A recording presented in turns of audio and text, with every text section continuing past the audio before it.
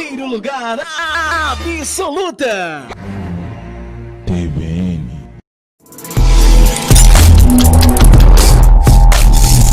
Está no ar. Câmera 1. Foco na informação. Olá, boa noite a você, amigo internauta no Brasil e no mundo. Muito boa noite, muito prazer. Eu sou o Zaqueu Cohen e você está nesta noite no Câmera 1 pela TVN Brasil, www.tvnbrasil.com.br e também pelo YouTube. Com certeza nós esperamos aí desde já a sua participação, se assim você o desejar e o quiser. Eu já quero também deixar aqui para você o número do WhatsApp do programa, que é o 98561-1305. 98561-1305.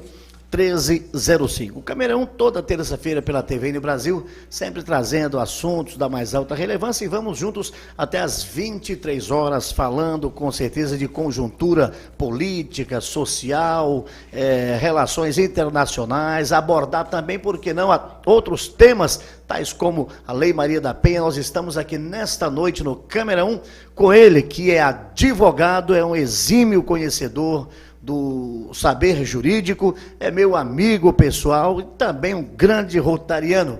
Eu estou falando dele, do meu amigo, do nosso amigo, amigo da humanidade, amigo de Brasília, amigo de todo o Distrito Federal, doutor Oscar Silva. Doutor Oscar Silva, é um grande prazer, uma alegria recebê-lo mais uma vez aqui na TVN Brasil e especialmente no Câmera 1. Boa noite, doutor Oscar Silva, bem-vindo à TVN Brasil. É com você. Boa noite, Zaqueu Cohen, boa noite a todos que nos assistem.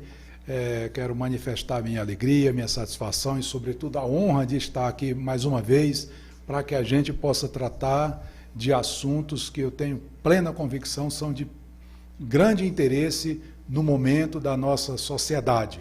Nós estamos vivendo dificuldades, mas nós podemos, com certeza, vislumbrar também possibilidades e caminhos para que a sociedade possa superar essas grandes dificuldades que nós estamos enfrentando, todo esse sofrimento de forma pessoal e social, mas também de darmos um encaminhamento para que a sociedade possa se assumir em si mesma para tomar rédea do seu destino e assim a gente poder fazer o Brasil ser uma nação organizada, próspera e conquistadora dos seus sonhos.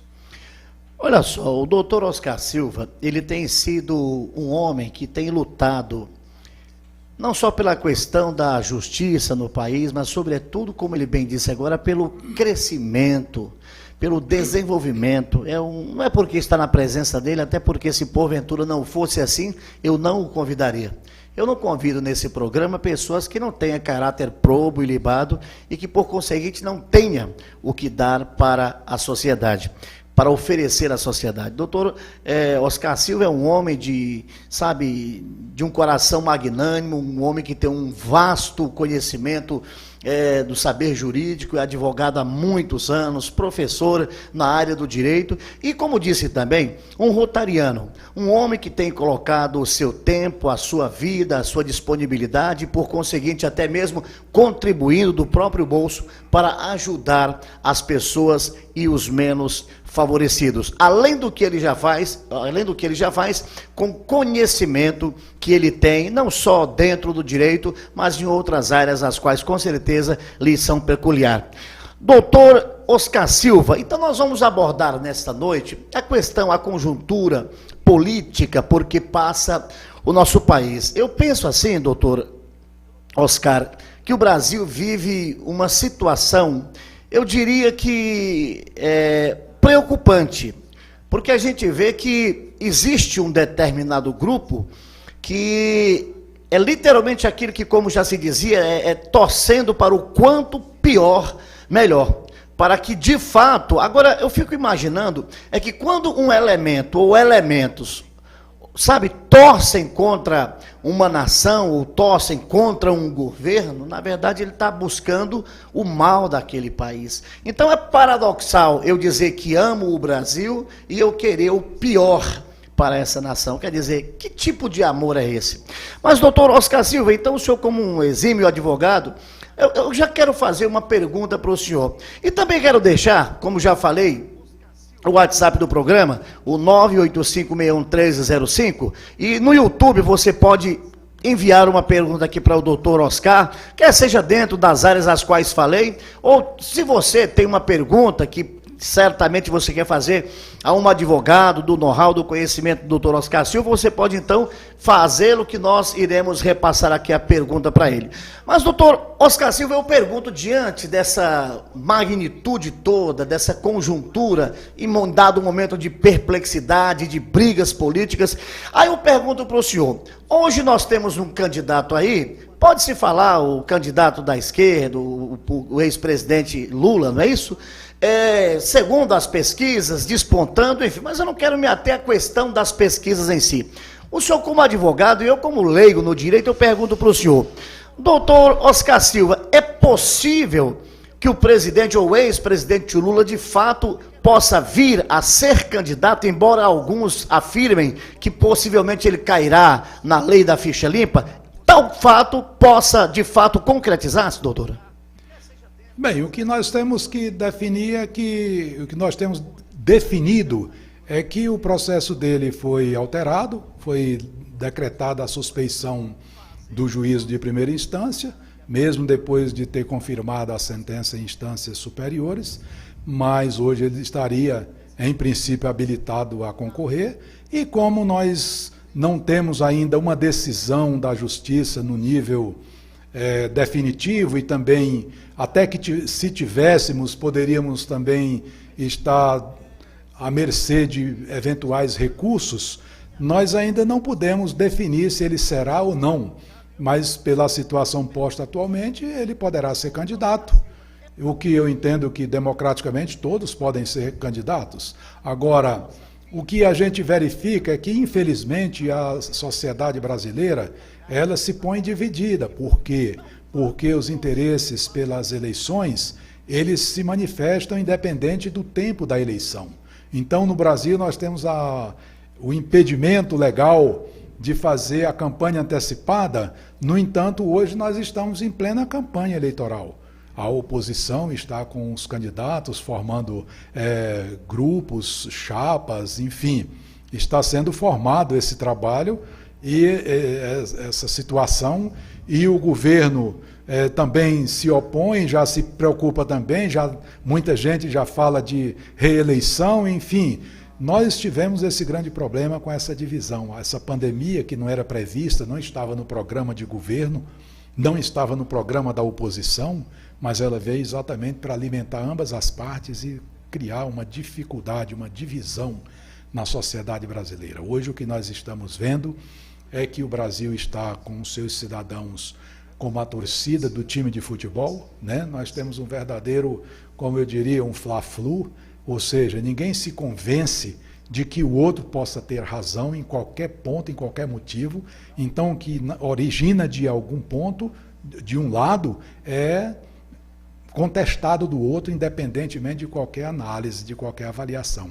Isso é muito ruim, porque traz uma insegurança ao cidadão que vai, enfim, decidir a opção que ele deseja para o governo. Nós não temos programa, nós não temos regra, nós só temos uns contra os outros. Enfim, nós somos a favor de quê? Qual programa? Qual é o que tem sugestões? Hoje nós só temos um grupo contra o outro, e isso é muito ruim. Eu sempre digo que os líderes não são aqueles que têm a capacidade de escolher um lado. Eu acho não necessário que o líder seja aquele que tem a capacidade de unir os lados. No Brasil hoje isso é impossível, não teríamos liderança, né, capaz de unir os lados. Eu não digo os lados que se opõem, das militâncias, dos dirigentes, dos administradores da situação, dos operadores do exercício da política, mas da própria sociedade. Então a sociedade hoje não tem como se unir de um lado, infelizmente. E nós precisamos que isso aconteça o mais brevemente possível e que o grupo de oposição permita que o governo possa governar, porque toda a energia colocada contrária à gestão pública, ela causa prejuízo aos cidadãos e não apenas ao aparelho administrativo. Então nós vemos hoje que existe uma oposição muito forte, uma oposição declarada, uma campanha aberta dos meios de comunicação, parte dos meios de comunicação. Inclusive, nós conseguimos o grande mérito de dividir a própria imprensa, né? A imprensa hoje está dividida, temos imprensa de um lado e imprensa do outro. Quando eu sempre sonhei que a liberdade de imprensa seria exatamente o compromisso que a imprensa tem com a verdade, hoje a liberdade de imprensa é para que a parte da imprensa que cobra mais liberdade, para que ela possa manipular com liberdade a conveniência dos interesses que ela quer defender. Então, quando a imprensa chega nesse ponto, quando o Supremo Tribunal chega no ponto das grandes divergências, inclusive internas dentro do próprio Supremo, os juízes ter essa situação como uma espécie de tendências, de parcialidades, isso causa muita dificuldade para o cidadão e a cidadã analisarem e se manifestarem em planos, em projetos, em propostas que possam trazer benefícios à sociedade. Então, essa divisão que nós estamos verificando hoje, ela realmente é muito prejudicial ao país, talvez mais do que até um erro ou outro, né, que o governo possa ter, até porque nós fomos surpreendidos com uma pandemia que impediu de ter uma administração voltada para os propósitos administrativos. Quando nós tivemos a eleição, nós não tínhamos uma pandemia na programação do governo, na programação dos candidatos. E depois da eleição surgiu uma pandemia que poderia muito bem servir para unir todos os brasileiros e buscar a solução diante da inexistência de solução, que é o que acontecia. E, infelizmente, nós temos o grupo que sugere isso, o grupo que sugere aquilo, e nós não sabemos quem tem razão, porque, na verdade, ninguém sabe. Hoje, os cientistas não sabem qual é a solução. Agora já se caminha para a questão das vacinas, mas antes das vacinas teria que ser científico, mas antes do científico, antes da vacina, os médicos e os trabalhadores na área de saúde conseguiram salvar 90% ou mais das pessoas que foram acometidas do vírus. Então, isso significa que nós tivemos um proveito muito grande da capacidade dos nossos profissionais de saúde, destacando-se os médicos e, naturalmente, todos aqueles que fazem parte desse grupo da saúde, a partir de todos que se manifestaram, inclusive de muitos governantes também, de prefeitos, de alguns governadores, que também se empenharam e tiveram êxito, mesmo com os tratamentos que não eram cientificamente ainda comprovados. Graças a essas pessoas, nós tivemos ainda a salvação de muitas vidas. Doutor Oscar Silva, quando me traz à memória um fato, uma narrativa que, quando o senhor fala que hoje nós temos grupos antagônicos nesse país e que, de alguma forma, em razão dessa sede pelo poder, do poder pelo poder, prejudica a nação. Eu me lembro que nos anos 90 houve um levante nos territórios lá em Israel, a OLP, a antiga Organização para a Libertação da Palestina, quando houve, acredito que, uma guerra local, e naquele momento era o Likud que estava no poder. Na época era o ex-primeiro-ministro, saudoso primeiro-ministro Yitzhak Samir. E eu me lembro que na época o governo, o gabinete do primeiro-ministro chamou o líder da oposição israelense para uma reunião. E eu não estou lembrado se na época foi o também saudoso Shimon Peres, e eles se reuniram, eles conversaram, e eu achei muito interessante, eu nunca esqueci aquilo, quando aquele líder da oposição falou: nesse momento de guerra não existe oposição ou governo. Existe apenas o Estado de Israel.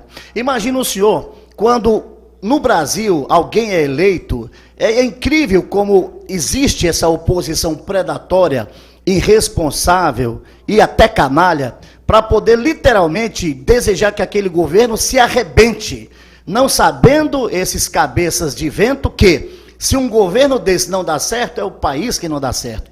Mas quando o senhor fala da insegurança do cidadão, o senhor como advogado, eu pergunto ao senhor, e ao mesmo tempo confirmo algo antes que eu faça a pergunta. Quando a população e o cidadão de bem, o cidadão que não tem conhecimento do direito, que é leigo, como no meu caso, mas quando ele vê o STF soltar traficante, quando vê o STF gastar milhões com vinhos, com comidas, quando se vê que o STF está gastando dinheiro, contratando pessoas a milhões de reais por ano, apenas para poder colocar-lhe a toga. Quer dizer, então, quando a sociedade vê isso, de fato, deveras, a sociedade não pode ficar tranquila e batendo palma para uma Suprema Corte de tal nível. Aí eu pergunto ao senhor, doutor Oscar Silva, o Brasil, a justiça hoje, no Brasil, a gente vive, talvez até com, de alguma forma, o STF corroborando, hoje o Brasil vive uma insegurança jurídica, doutor Oscar Silva? Infelizmente, nós temos que confirmar a insegurança jurídica, na verdade, é o sentimento da sociedade. E é isso que hoje a gente pode afirmar com muita tristeza, que nós estamos diante de uma insegurança na aplicação das leis e também na conduta dos nossos juízes. Infelizmente, os juízes, eles são destinados, são caracterizados como um dos poderes. É interessante, eu sou operador do direito há 40 anos. E a gente sente que existe um poder no Brasil e em todas as repúblicas democráticas, existe um poder que pertence a uma classe. Imagine que o único poder que detém uma classe de pessoas com a qualificação superior, que são os advogados. Os advogados são detentores do poder judiciário no Brasil, como nos Estados Unidos e em todos os lugares onde nós temos a tripartição dos poderes. Então, é o poder julgador. O poder julgador é o poder conhecedor. É o poder imparcial, que tem o conhecimento, que é reservado, por isso ele tem determinadas regalias, como, por exemplo, a vitaliciedade. Por que o juiz tem a vitaliciedade? Porque ele não pode ser substituído, ele não pode ser pressionado para ser imparcial, para julgar contra ou a favor de determinados interesses escusos, que não estejam nas regras da lei. Então, quando nós temos uma classe que é detentora de um poder, isso significa que essa classe tem uma grande responsabilidade. Veja que no Poder Executivo, qualquer cidadão pode ser presidente da República, pode ser governador, pode ser prefeito. Qualquer cidadão pode ser deputado, pode ser senador, pode pertencer ao Poder Legislativo, mas nem todo cidadão pode pertencer ao Poder Judiciário com o poder de comando de decisão, como é o caso do Poder Judiciário, conforme eu repeti.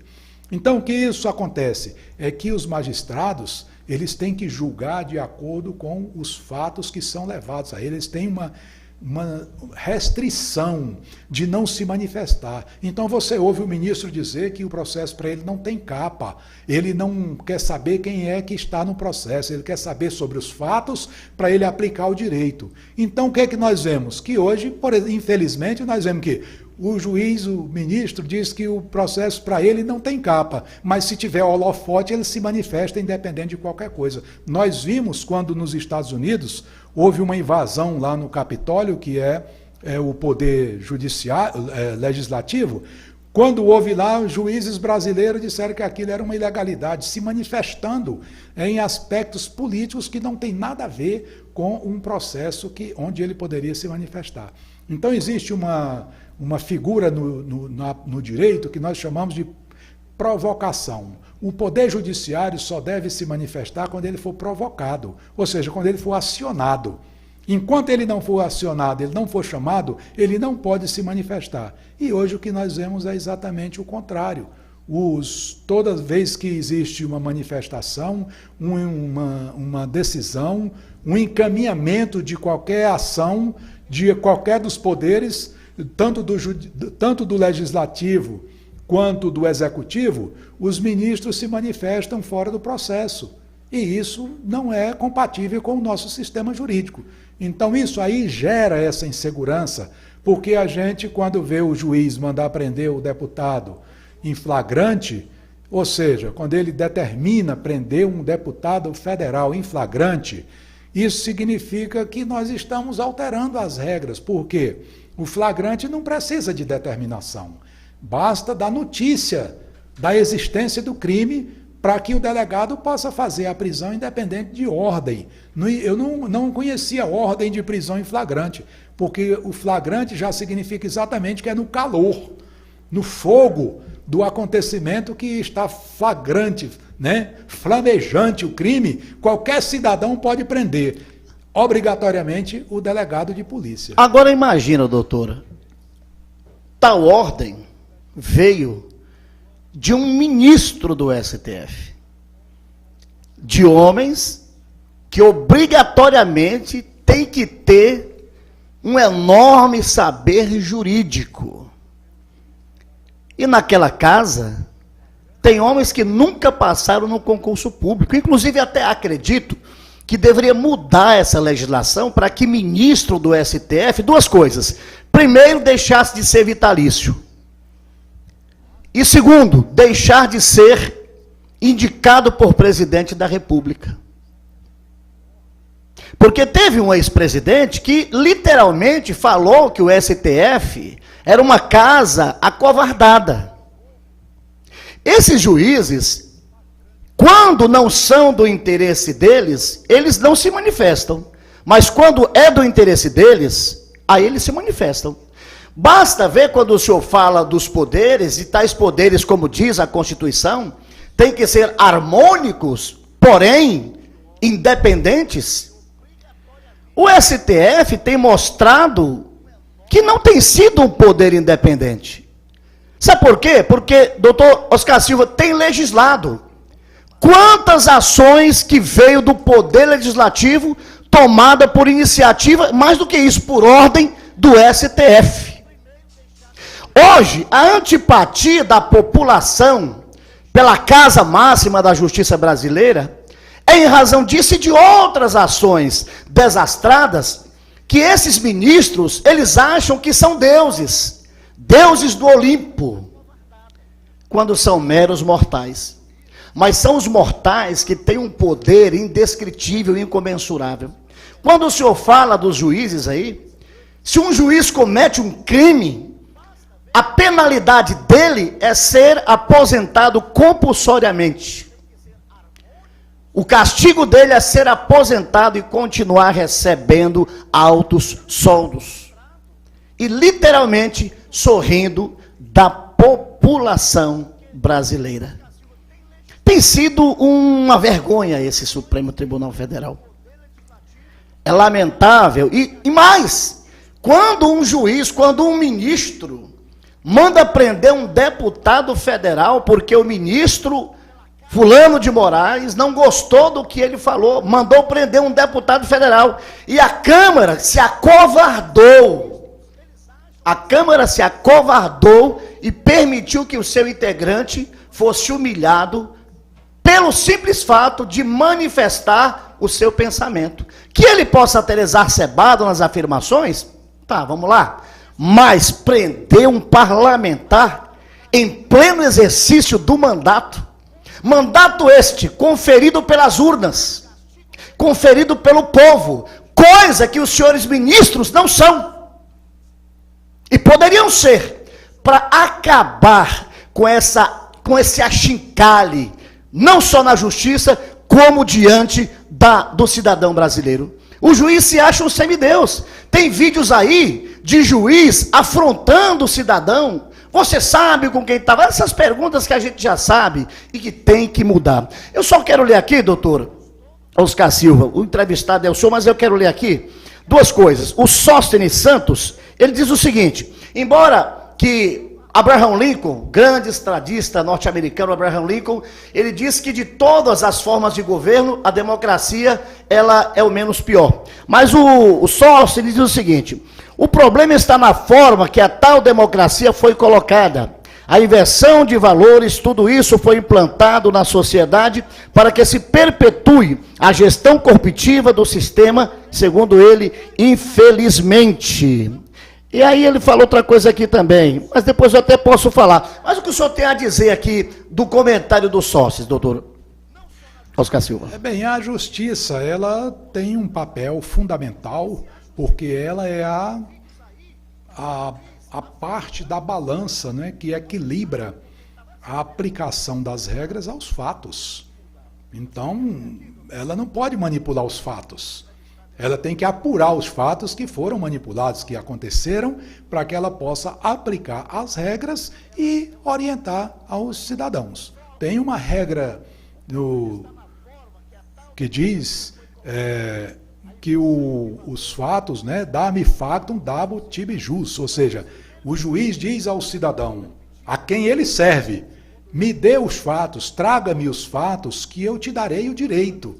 Então essa é uma regra, né, do direito romano, que nós somos romanistas em grande parte, em que pese a gente ter também outra forma, mas a predominante. Então, o nosso sistema é no sentido de que os juízes se obrigam a aplicar a lei. E ao juiz só é concedida a complementação das lacunas da lei. Ou seja, quando não existe a lei, o juiz deve interpretar qual é o sentimento da sociedade através dos costumes, através de outros julgados que possam ter acontecido semelhante àquele caso que ele está julgando.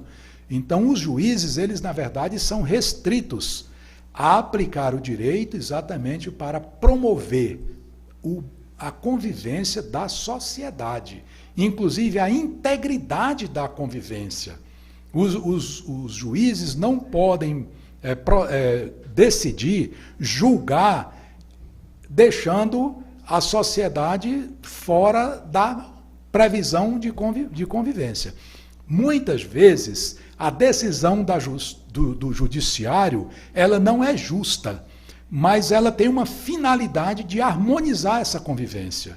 Então, esse é como diz, quando o juiz não pode cumprir a lei por ser lei, ele tem que cumpri-la por ser justa. E o que é justa nesse caso? É mesmo que não favoreça integralmente uma parte, mas que ela favoreça a convivência de toda a sociedade. Como a gente vê, muitos crimes que são praticados, eles não são praticados, por exemplo, os crimes contra a pessoa.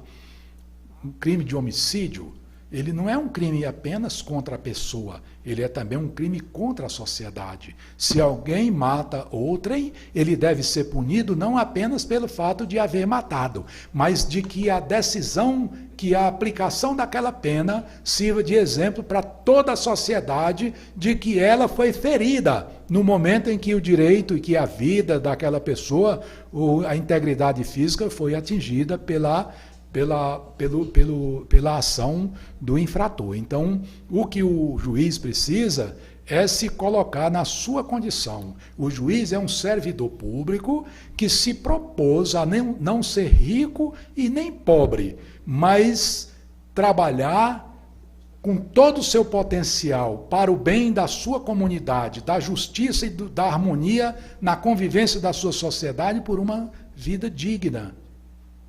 Uma vida integralmente digna. É por isso que ele tem direito à estabilidade, que ele tem direito à garantia do salário, que ele tem direito à aposentadoria, que ele tem direito à vitaliciedade. Tudo isso é em troca de que ele se ofereça para a sociedade como um servidor e não como um governador.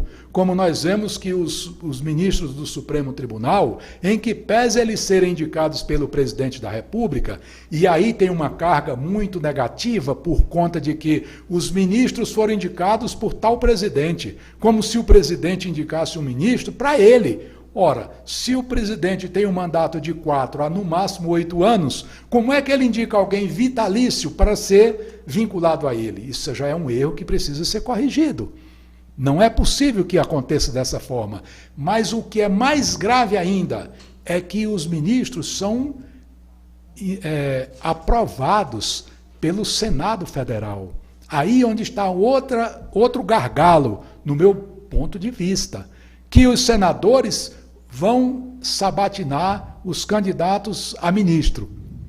E o que acontece?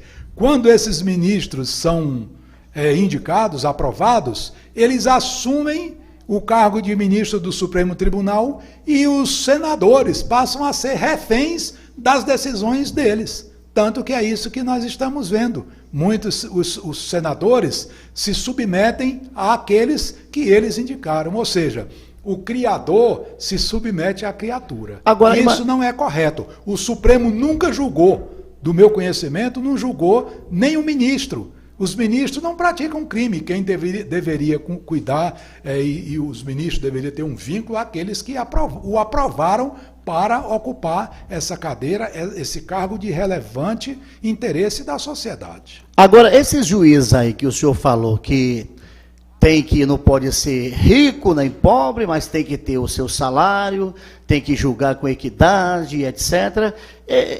Isso aí deve ser na Finlândia, né? Porque no Brasil a gente vê esses camaradas milionários. Quer dizer, em meio à pandemia, teve famigerado aí viajando para outro país, para outra nação, passeando, enquanto o Brasil vive toda essa situação. Para que o senhor tenha uma ideia, doutor Oscar Silva, dentro do que a gente está falando, o STF legislando, por ordem do excelentíssimo senhor presidente do STF, Luiz Roberto Barroso, foi instalado a CPI da Covid. CPI esta que não está lá para, literalmente, você acha que aquele presidente que é acusado de pedofilia, você acha que o relator dessa CPI que responde a mais de 10 processos lá no STF que estão paradinhos, o camarada coloca lá 450 mil mortos. Primeiro, esse famigerado, ele não diz que quase 14 milhões de pessoas se livraram da morte do Covid-19.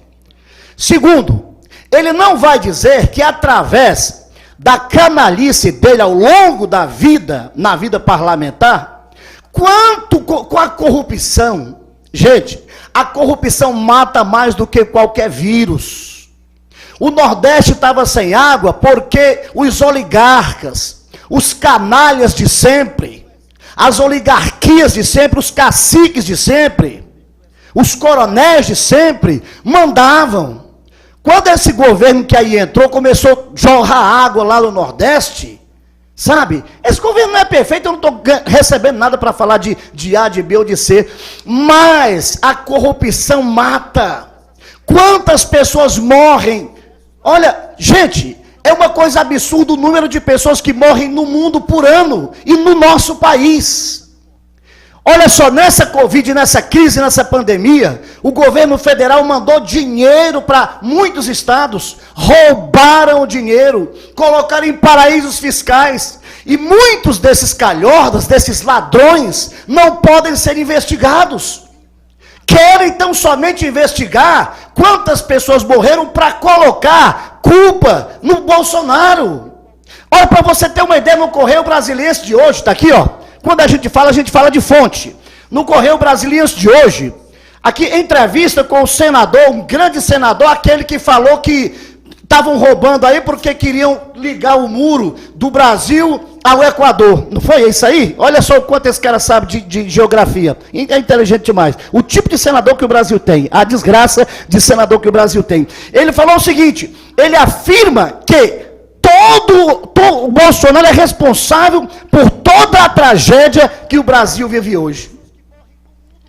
E os governos deles que roubaram essa nação, foram construir porto em Cuba, foram fazer mundos e fundos em outros países. Gente, é uma coisa absurda, mas vou voltar para cá, deixa esses caras de lado.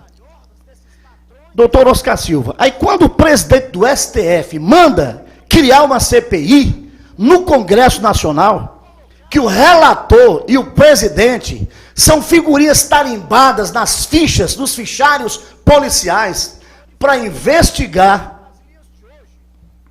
E, por conseguinte, não é só investigar, não, gente. É literalmente, essa CPI é para tentar derrubar esse presidente. Só isso. Doutor Oscar Silva, é com o senhor. É muito preocupante a criação dessa CPI determinada pelo Supremo, porque o que a gente verifica é que uma CPI seria inconveniente nesse momento. Um dos princípios da administração pública é a conveniência e a oportunidade. Nós sabemos que é inoportuno, porque se é para apurar definições, atitudes relativas ao Poder Executivo em relação à pandemia, nós ainda estamos numa fase muito inicial dessa pandemia. Nós sabemos que poderá atingir um número muito maior de pessoas e nós ainda temos muito a fazer. E uma CPI, nesse momento, o que ela apurar significa que ela será parcial na quantidade de atos, de situações que ela vai apurar.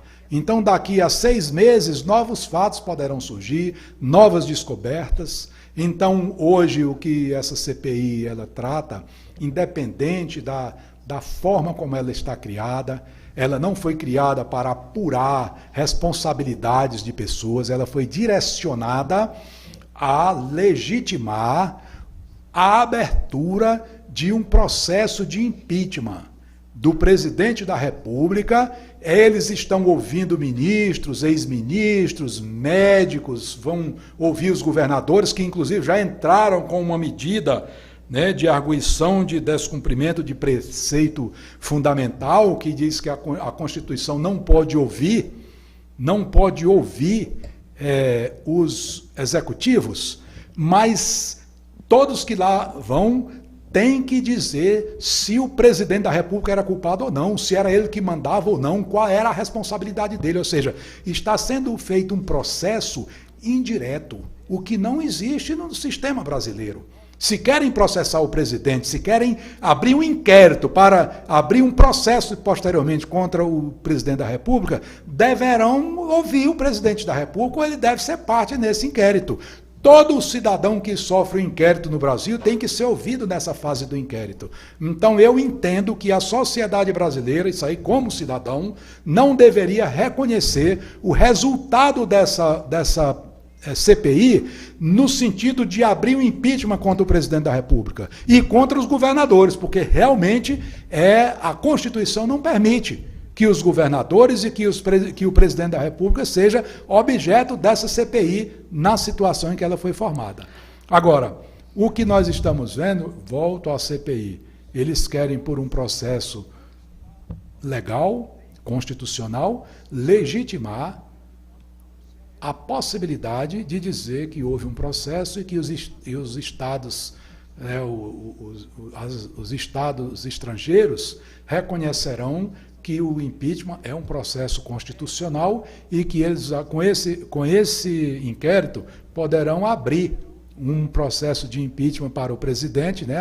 A CPI vai colocar, a gente sabe que é um processo rápido, que não é possível dar chance, né, que poderia ter, e, enfim, legitimar um processo que tem uma origem muito mais difícil do que o próprio processo que foi anulado pela suspeição do ministro de Curitiba, do juiz de Curitiba, quando teve a decisão que lá todas as partes foram julgadas. E outra coisa, o processo foi anulado por suspeição. O processo não foi anulado por negar a existência dos fatos.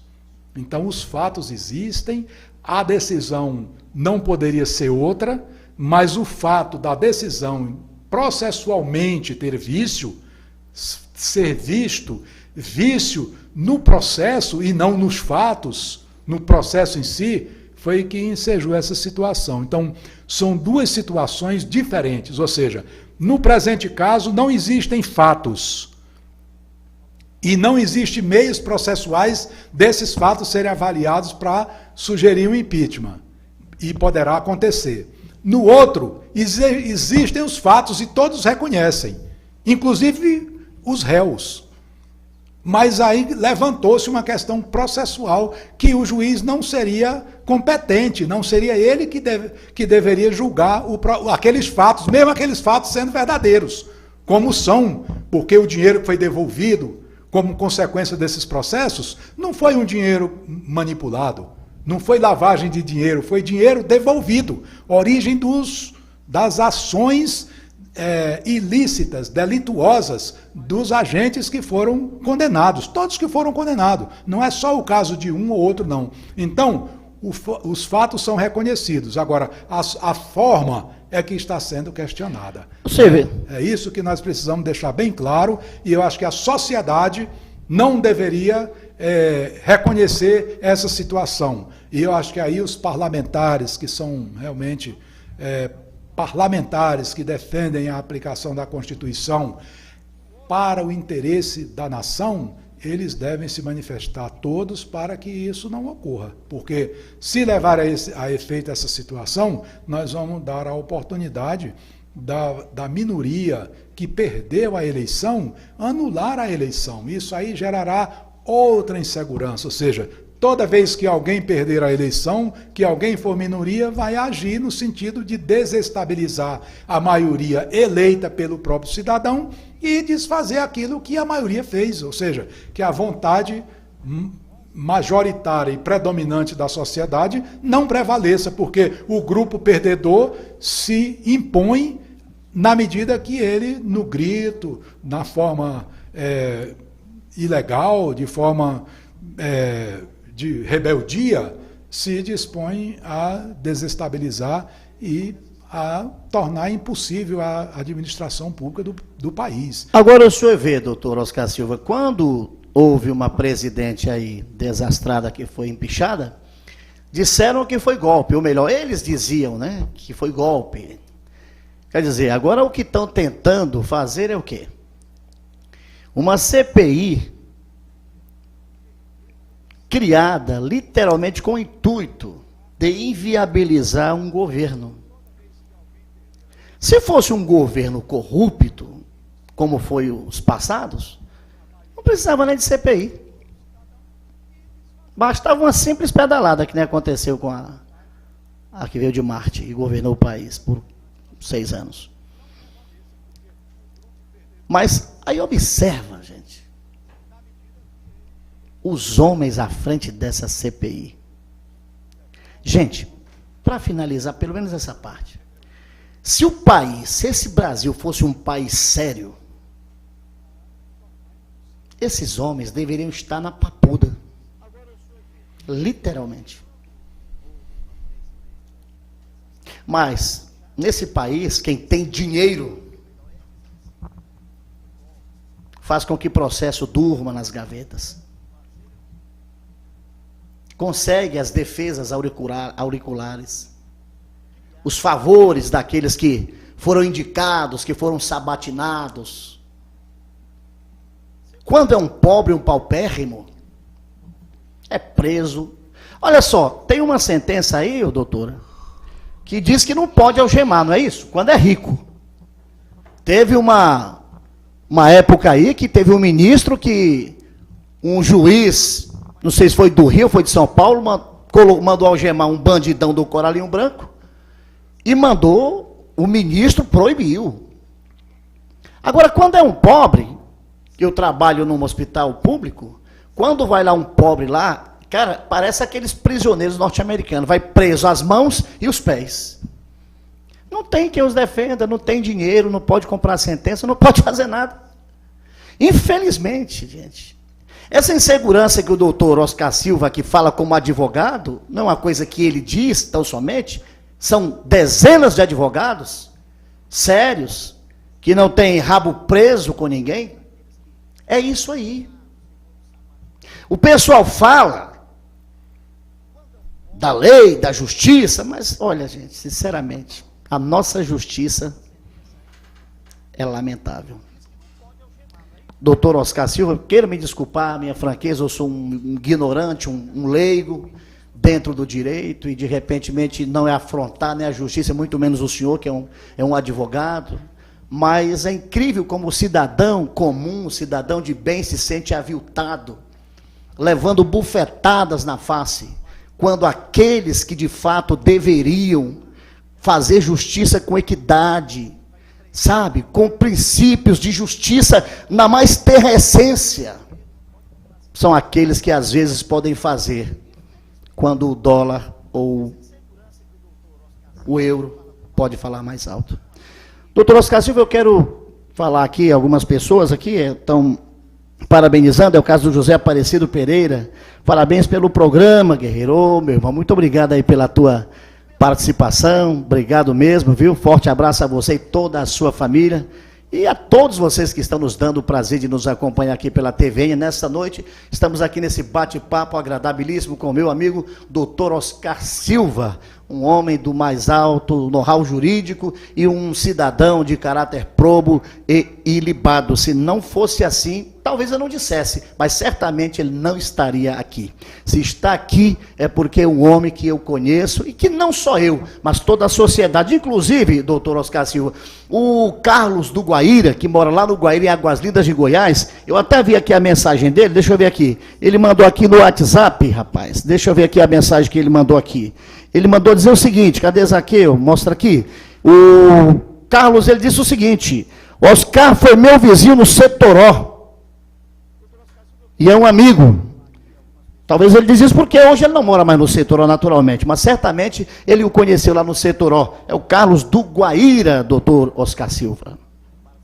Bem, eu quero agradecer a manifestação de todos, né, que estão acompanhando.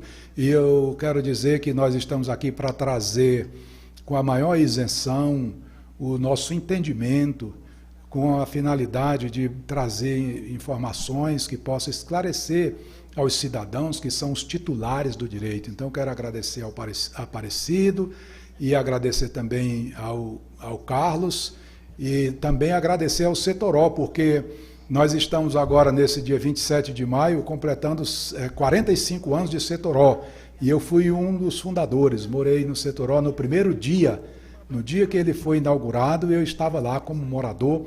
Foi a minha primeira residência, foi lá onde eu me casei, constituí a minha família, foi lá onde nasceram os meus filhos, nasceram agora e os meus netos, e eu tenho muito orgulho de ter participado da fundação do Setoró e, sobretudo, da amizade construída. E tenho muito orgulho ainda de saber que hoje os nossos jovens carregam essa história de nossa amizade, da nossa tarefa cumprida, onde nós construímos um lugar íntegro, onde as pessoas convivem, nossos jovens, nossos filhos, os verdadeiros proprietários, né, os sucessores dos nossos esforços, dos nossos sacrifícios, carregam essa nossa história com muita dignidade e também ainda com muita afetuosidade, né? Nossos filhos tornaram-se amigos e assim, Carlos, é que funciona o nosso estado, né, de ação como cidadãos. Fico muito contente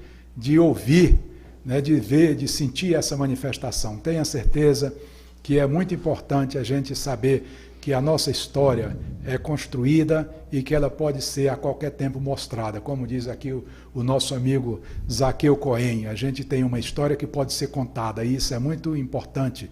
Eu tenho orgulho muito de tudo isso, de saber que o Setoró, a Ceilândia, o Distrito Federal, nesses 40 anos aí que eu exerço a atividade jurídica e passei por onde passei como presidente da SEASA, diretor do PROCON, assessor jurídico na Câmara Legislativa, 15 anos de serviço como funcionário concursado no Banco do Brasil e como membro da Associação de Moradores do Ceilândia Esporte Clube, da subseção da OAB de Ceilândia e do Rotary Clube de Ceilândia e do Distrito 4530, tem uma história de muita alegria, de muito êxito, né, porque conquistei muitas amizades. E isso é um motivo que me deixa assim um pouco emocionado, porque eu fico muito feliz quando encontro na feira um cidadão que me diz: o senhor é o Oscar Silva? Sim.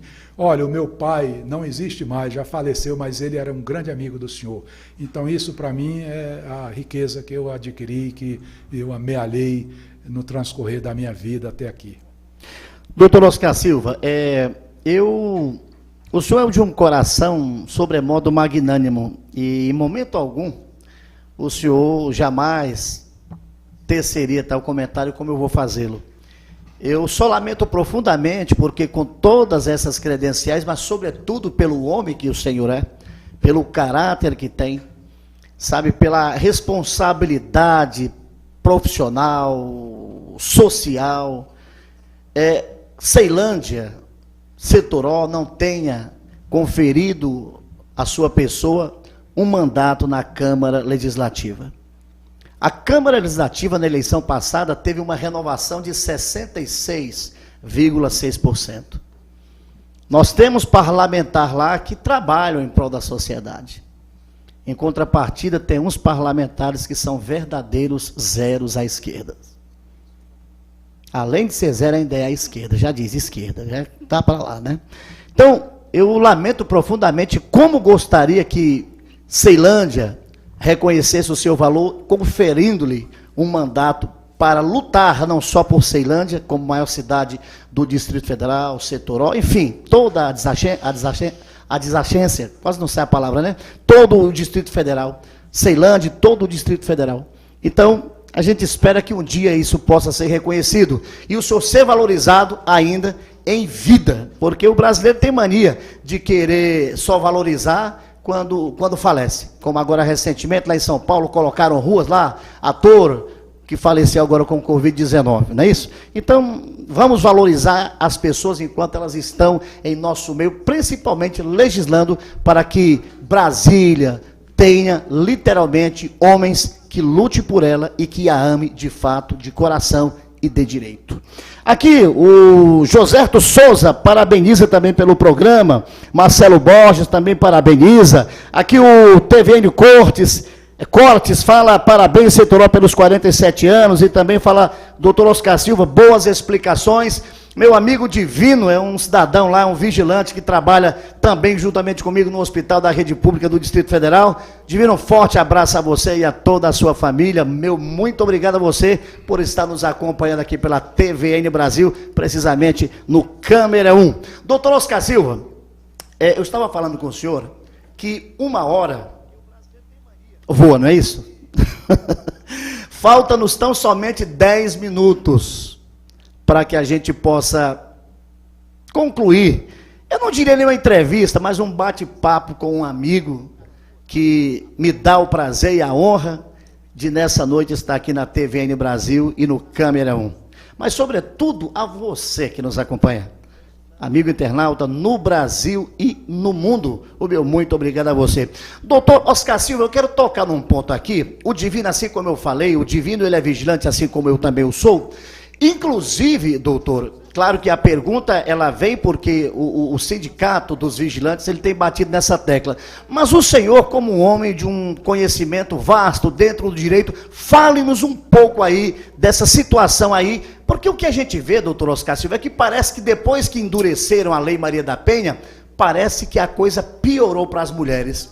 Eu não sei se tem que ser mais lei ou mais penalidade para que esses homens aprendam a respeitar, a valorizar e, sobretudo, preservar o que de mais um ser humano tem, que é a vida, quando as mulheres têm sido de forma tão, covarde, assassinadas e maltratadas por aqueles que de fato deveriam amá-las e protegê-las. Doutor Oscar Silva, fale-nos um pouco aí da situação da Lei Maria da Penha.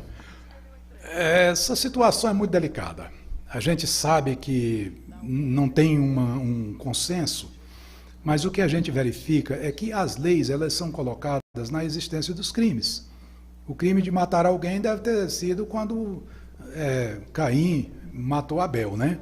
Então, a partir daí surgiu o artigo 121 do Código Penal. Eu até brincava muito na faculdade assim, qual foi o crime que que Caim praticou contra o seu irmão Abel?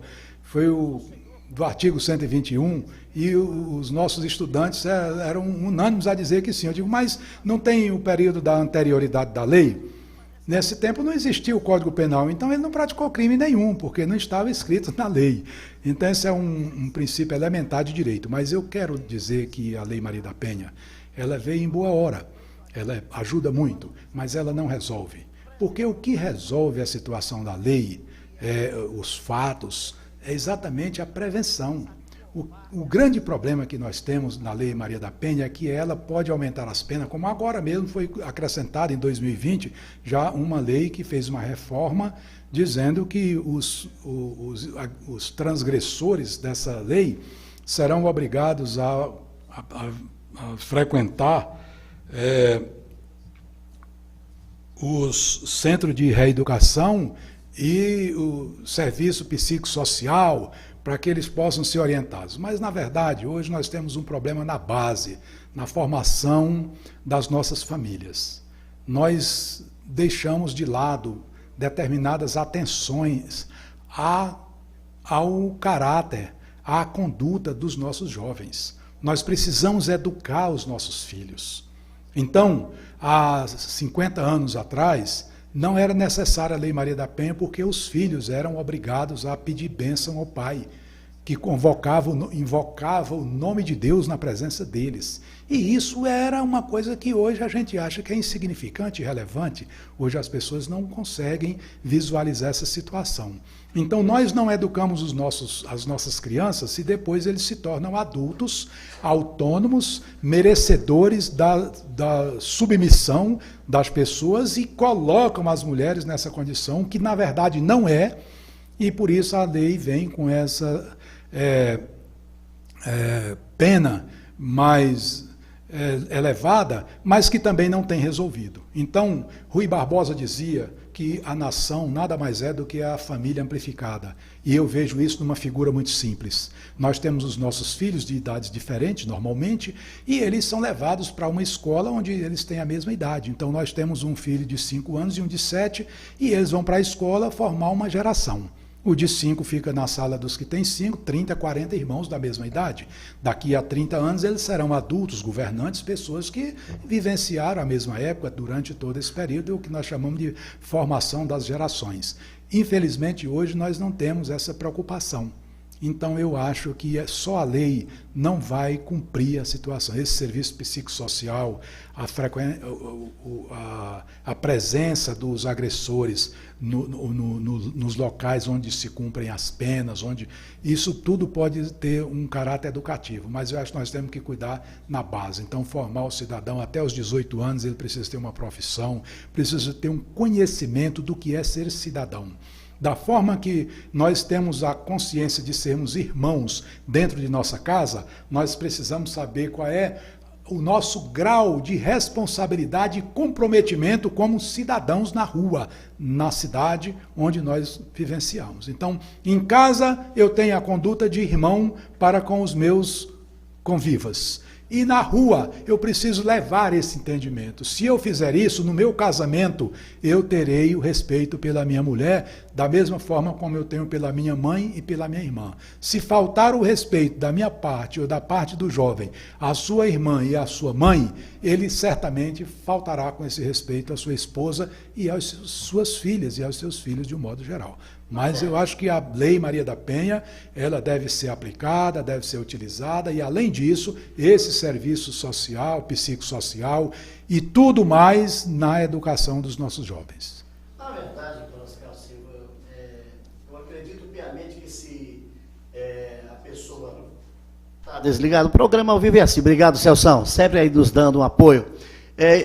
Como costumo dizer, se porventura, se a pessoa não tiver respeito por si, ele não terá respeito por outrem.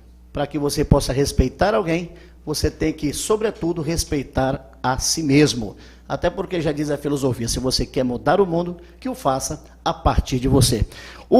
Aqui no WhatsApp, o Flávio, lá da Cidade Ocidental, também parabeniza pelo programa. Ô Flávio, muito obrigado a você. Agora há pouco, quase não sai a palavra. Não quero mandar um alô especial para todo o Distrito Federal e adjacências. Agora sim, Zaqueu. Então, a você de Águas Lindas, da Cidade Ocidental, Valparaíso de Goiás, Formosa, aonde quer que você esteja, o meu muito obrigado a você de todo o coração. Doutor Oscar Silva, vamos para as suas considerações finais, porque o nosso tempo acabou. É com o senhor. Quero agradecer mais uma vez a Zaqueu Cohen, a toda a equipe, e dizer que é uma alegria muito grande, dentro do que você colocou, que as pessoas devem conferir os mandatos. Eu acho que as pessoas que exercem mandato, elas são o resultado da decisão, do entendimento dos cidadãos em um determinado momento. E é por isso que eu acho que a gente tem que estar sempre acompanhando, sempre presente em tudo isso. Eu tenho o maior orgulho de ter participado de todo o processo político no Distrito Federal, de ter visto grandes conquistas e ter sofrido as dificuldades. Todo governo tem seus defeitos. Nós sabemos que esse governo tem defeito e que o governo anterior também tinha seus defeitos, e a gente sabe que os tem. Mas nós precisamos lutar para corrigir e para aproveitar aquilo que de certo é feito. Então, eu quero lhe agradecer a você que nos acompanhou, que assistiu, e eu tenho certeza, vamos nos cuidar, vamos nos preservar, tomar todas as precauções com relação a essa pandemia, lamentar pelos nossos amigos, pelos nossos entes queridos que perdemos nessa pandemia, ter fé, ter esperança de que a solidariedade vencerá, de que nós vamos continuar construindo, né? Quase não sai também, Tadeu, Zaqueu, construindo uma sociedade realmente democrática, solidária, afetuosa, né? E, sobretudo, amorosa, para que a gente possa ser uma nação. Somos um país muito rico, temos aí boas condições, estamos com as nossas potencialidades expressivas, e eu tenho certeza que quando essa pandemia passar, nós vamos ter dias melhores, vamos ter muita esperança, muita confiança no futuro e muita ação no presente. Muito obrigado mais uma vez, e que Deus guarde a todos nós com saúde, paz, alegria e prosperidade. Doutor Oscar Silva, eu que agradeço, a TVN agradece a sua participação e a forma tão solícita com que atendeu-nos. Eu estou finalizando, mas eu não poderia deixar de falar de um ser humano maravilhoso aqui que mandou uma mensagem, Sueli Silva. Muito bom, guerreiro, muito bom. Eu agradeço a você por estar conosco aqui no Câmera 1 e dizer a todos vocês que nos dão o prazer toda terça-feira às 22 horas com o Câmera 1 aqui pela TVN Brasil, www.tvnbrasil.com.br. Eu quero terminar dizendo uma frase, que diante da grandeza de vocês, eu beijo o solo da minha insignificância. Muito obrigado a você de todo o coração, muito prazer, eu sou Zaqueu Cohen. E este foi o Câmera 1 de hoje. O Câmera 1 voltará na próxima terça-feira. Até lá e um forte abraço.